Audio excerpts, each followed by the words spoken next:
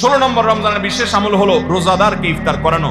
নবী করিম সাল্লাল্লাহু আলাইহি সাল্লাম বলেছেন, মান ফাত্তারা সাইমান ফালাহু মিসলু আজরিহি মিন গায়রি আন ইউনকাসা মিন আজরিহি শাইআ।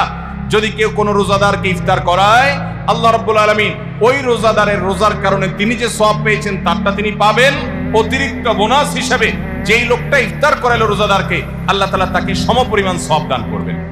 ভাইরা আমার, আমরা রমজান মাসে কেউ চাইলেও 30টার বেশি রোজা রাখতে পারবো?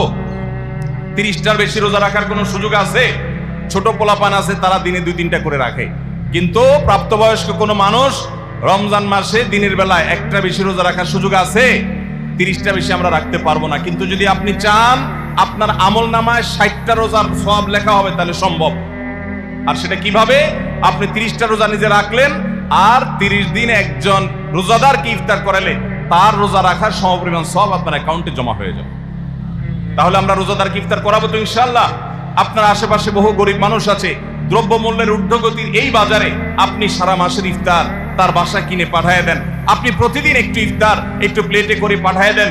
আপনি কোনো পথচারী পথে হয়তো ইফতারের সময় হয়ে গেছে, বাসায় যেতে পারে না, গাড়িতে আছে, একটু পানির বোতল একটু খেজুর কিনে তাদেরকে দিয়ে দেন। সামান্য একটু প্রচেষ্টা বিপুল পরিমাণ সওয়াব আমাদের পাওয়ার সুযোগ তৈরি হবে। এই জন্য রমজানের বিশেষ আমল হলো 16 নম্বর আমল, রমজানে রোজাদারকে ইফতার করানোর চেষ্টা।